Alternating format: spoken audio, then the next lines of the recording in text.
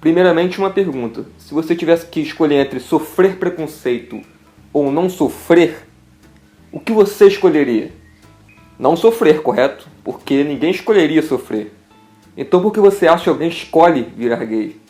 A homossexualidade não é uma opção. A pessoa é, ela não vira. E segundo, o termo não é homossexualismo, é homossexualidade ou homoafetividade.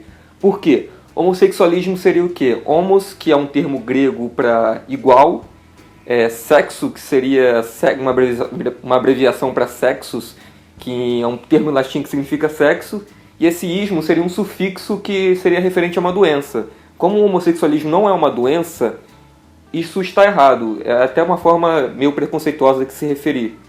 Então é homossexualidade, que homos seria, como eu disse, igual, e sexualidade é sexualidade, enfim. Então o termo correto é esse. Você sabe como começou essa intolerância toda à homossexualidade? Eu vou tentar abordar aqui de forma rápida a homossexualidade pela história, mas de forma genérica, de forma bem rápida para explicar. Bom, tem um pouco mais de 2000 anos que a homossexualidade é vista com maus olhos pela sociedade, como uma espécie de abominação. Isso tem um pouco mais de 2000 anos, um pouco, 2000 e poucos anos, alguma coisa assim. Mas antes desses 2000 anos, há cerca de 10 mil anos atrás, na ilha da Nova Guiné, em Finge e em Salomão, se eu não me engano, a homoafetividade era vista de forma natural em alguns rituais das tribos desses locais. Inclusive, os malaneses acreditavam que o conhecimento sagrado era passado de uma pessoa para outra através do sexo entre pessoas do mesmo sexo. Então era visto realmente como normal, era algo natural para ele. Em 1750 a.C., o imperador Hammurabi tinha criado um conjunto de leis, aliás, criou um dos mais antigos e mais importantes conjuntos de leis do mundo. E nesses conjuntos de leis tinha alguns privilégios para prostitutos e prostitutas que participavam de rituais religiosos com devotos dessas religiões. E eles eram vistos, esses prostitutos e prostitutas, eram vistos como pessoas sagradas pela religião da época, não sei exatamente porquê, mas enfim. E eles tinham relações sexuais com os devotos da religião, independente do sexo, ou seja, era normal a homoafetividade também nesse sentido. E não só na Mesopotâmia, mas também na Fenícia, no Egito, na Índia e em vários outros lugares, essas pessoas eram vistas como sagradas. E as leis hititas, que são herdeiras desse código de Hammurabi, dessa lei de Hammurabi, elas chegaram a reconhecer a união estável entre pessoas do mesmo sexo. Isso há 3 mil anos atrás.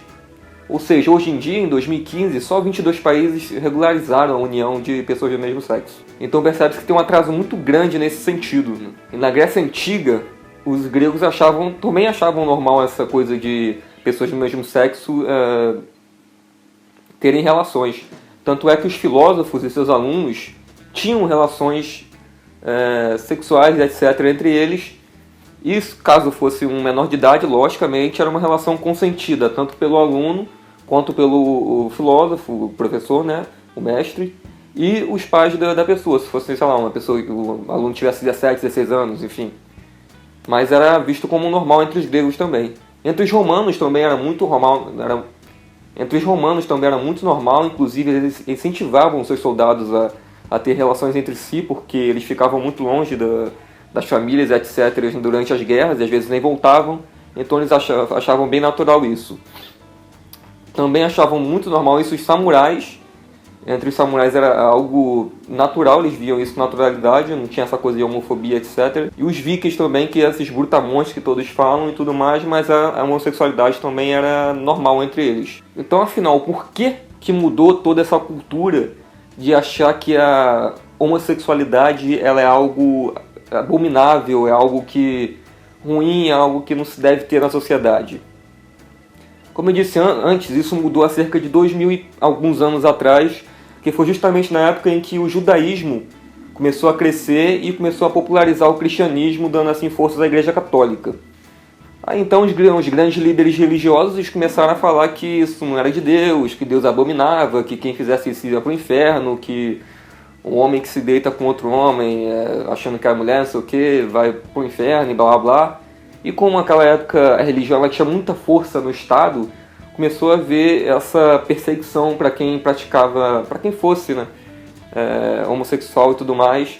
E aí, com o tempo, isso foi aumentando, até chegar ao ponto de que isso começou a não virar natural perante a sociedade. Começou a virar essa homofobia toda que a gente vê, a gente vê até hoje, felizmente com menos intensidade, mas ainda com intensidade como antigamente. Então, vendo isso tudo, a gente vê que a homofobia não é algo natural, é algo construído. Até porque ninguém nasce odiando, ninguém nasce sentindo raiva, ninguém nasce tendo fobias. Ninguém nasce já com ideologias prontas, ninguém nasce com doutrinas e dogmas já sustentados e prontos. Tudo é construído conforme a pessoa vai crescendo e por influências externas. Então, dependendo de onde você nascer, você vai ter determinada religião, você vai pensar determinada coisa, etc. E pessoas vão te influenciar. As pessoas, a mídia, tudo vai te influenciar. Toda essa parte externa vai te influenciar. Então, a homofobia é algo que é influência desse conservadorismo que ao longo dos anos foi sendo criado por esses fundamentalistas. Enfim, felizmente nos últimos anos, essa coisa tem mudado um pouco. Os países têm aberto mais a cabeça em relação aos direitos da comunidade GLS. Até agora, 22 países regularizaram o casamento entre pessoas do mesmo sexo. No caso dos Estados Unidos, ele foi o último, foi agora em 2015. O Brasil já é desde 2003 e por isso até que rolou aquela campanha Love Wins pela galera nas redes sociais. Um pessoal mudou a foto do Facebook, botou colorida. E aí rolou aquele papo de que uma galera chamou de modinha quem mudava e ficou aquele blá blá blá todo, mas enfim. Eu particularmente achei meio engraçado quem chamava as pessoas que mudavam a foto para colorida de modinha, porque a pessoa está usando uma rede social da moda. Porque Facebook é uma rede social da moda. Ninguém foi pro Facebook porque, é legal o Facebook. Não. Era o Orkut antes, a pessoa foi pro Facebook, começou a virar moda aquilo, todo mundo foi pro Facebook e pronto. Então é uma rede social da moda. A pessoa tá usando isso e tá chamando outros que muda a foto de modinha meio sem noção, na minha opinião. Mas também teve muita gente rebatendo pra quem mudava a foto colorida, falando que ninguém muda a foto pra pessoas com fome, falando que ninguém apoia a campanha pra acabar com a fome e blá blá blá. E as pessoas que mudavam a foto e falavam que as pessoas que, enfim, comparava essa coisa da fome e falava que eles eram hipócritas porque eles não ajudaram também a combater a fome. Nesse loop de farpas sendo trocadas, realmente, na minha opinião, é muito desnecessário. Porque, primeiro, eu acho que ambas as partes estão meio certas e meio erradas. Realmente, falar da fome e não ajudar é hipocrisia. Mas isso não muda o fato de que a fome realmente é prioridade. Realmente é prioridade. E quem chama a pessoa que fala sobre a fome de hipócrita, falando que ele não ajuda, mas e se ele ajuda? Ele não seria mais hipócrita, certo? Ele estaria ajudando a fome e estaria criticando ali. Ele estaria certo? Não. Por que não? Porque o fato de comemorar, celebrar uma vitória de uma campanha ou de propagar essa campanha em prol de uma minoria e tudo mais, não diminui, não atrapalha e nem atrasa uma campanha em prol do fim da fome. Então, realmente é um ciclo de ofensas desnecessárias, porque nenhuma das partes estão nem 100% certas, nem 100% erradas. É só troca de farpas que, enfim, não tem lógica nenhuma. Mas enfim, eu tinha falado no começo do vídeo que a pessoa não vira, ela é. Sobre isso eu não vou comentar muito porque eu não sei exatamente como funciona essa coisa toda. É um lance mais biológico, são teorias mais voltadas à biologia. Então eu vou deixar alguns links aqui embaixo do canal do Pirula, que tem 2 vídeos que ele fala um pouco sobre isso. E vão ficar aqui embaixo na descrição para você dar uma olhada lá e entender mais um pouco como é que é isso. Mas, enfim, basicamente não é uma escolha. A pessoa nasce com a propícia a pessoa nasce gay. Então ela pode ter relações sexuais com pessoas do sexo oposto, ela pode casar com pessoas do sexo oposto, mas ela sempre vai ter atração por pessoas do mesmo sexo e isso não vai ser mudado. Então a pessoa não vira, a pessoa ela é. Não adianta, então não existe essa coisa de opção, e ela escolhe ser ou não escolhe ser. Não, isso é mito, isso não existe. A pessoa é e pronto, não tem o que discutir. Enfim, apoiar as causas da comunidade LS, apoiar o casamento gay, apoiar a adoção por parte de pessoas do mesmo sexo, tem que ocorrer sim. Não é uma questão entre nós e eles, é uma questão de humanidade. Primeiro que isso são direitos civis, então não são direitos héteros. Então, no caso, se você não gosta de quem é gay, ou se você é contra quem é, ou etc., tudo bem, é um direito seu. Você não é obrigado a gostar de alguém, ou do que ela é, ou etc., da sexualidade dela, etc. Mas você tem que respeitar. Você não pode xingar a pessoa por causa disso, você não pode agredir uma pessoa por causa disso, você não pode, sei lá, sabe, ofender só por causa da sexualidade da pessoa. Isso é desrespeitoso, isso já beira a irracionalidade. Então o debate não é uma questão de que eles querem privilégios. Tem muita gente que fala que, porque os gays querem privilégios. Não, isso não existe, isso é balela, isso é babaquice. Eles querem direitos iguais. Ou seja, você pode casar, eles também querem. Você pode adotar, eles também querem. Nem todos os países têm isso, nem todos os países são assim. Felizmente no Brasil nos Estados Unidos agora está sendo, na Argentina, no Uruguai e por aí vai, mas são poucos países. Então tem sim que celebrar sempre uma vitória, independente se é no Brasil, independente se é nos Estados Unidos, tem que ser celebrado, porque é um direito que tem que ser dado a todos, é um direito civil que tem que ser dado a todos. Para você ter noção de como há sim uma violência contra quem é gay e tudo mais, o grupo Gay da Bahia, que é das associações mais antigas de proteção de direitos dos homossexuais no Brasil, ele fez uma pesquisa em 2012 que mostrou que houve uma morte de 338 pessoas simplesmente por elas serem homossexuais, só por causa disso. E nesse ano o Brasil foi recordista mundial de morte de homossexuais. Ou seja, é uma coisa realmente preocupante. Pessoas que sofrem violência simplesmente por elas serem o que são.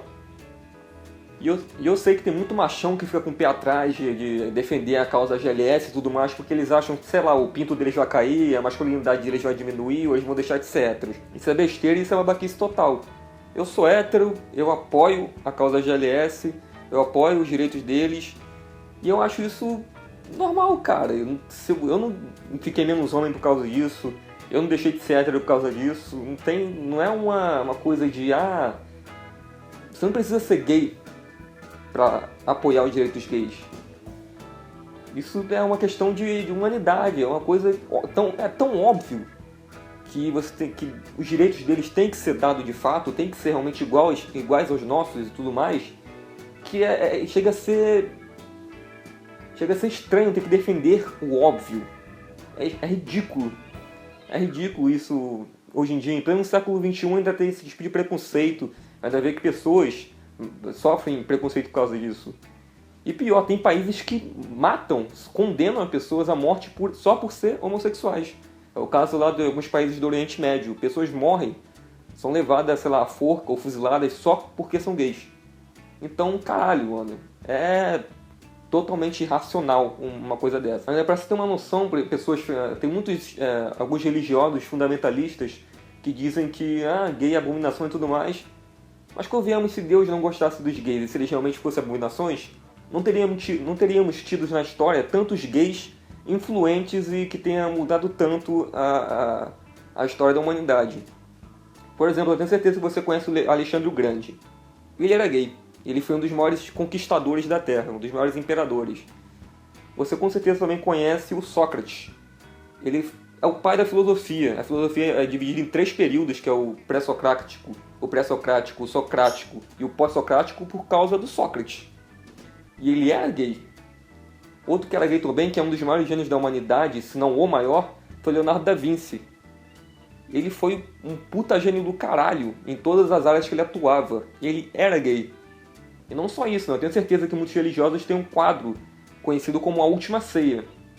Pendurado, sei lá, muita gente bota em tapete também, decoração, blá blá blá. E, bom, quem pintou ele foi o Leonardo da Vinci, ele era gay, então... Enfim, não adianta julgar a pessoa pela sexualidade, porque isso não define nada, não adianta ficar de preconceito bobo, porque isso não vai adiantar nada, e não adianta revogar direitos deles por causa disso ou daquilo, que isso é uma coisa que não diz respeito a ninguém decidir quem pode ou não isso ou aquilo, uma determinada minoria se pode ou não fazer isso ou aquilo. Isso são direitos civis, o Estado tem que interceder por eles. A religião não pode mais querer impor esse conceito fundamentalista e retrógrado. É algo que tem que acabar. E, enfim, eu acho que é isso. É uma coisa que tem que ir mudando com a sociedade no tempo, porque tem que ser visto como comum sim, porque é normal, é comum, é natural, então não tem essa de abominação, etc., essa coisa toda que dizem da Bíblia. E é isso. Se você gostou do vídeo, compartilha com os amigos, se inscreve aqui no canal, segue nas redes sociais, vai estar tudo aqui embaixo e falou!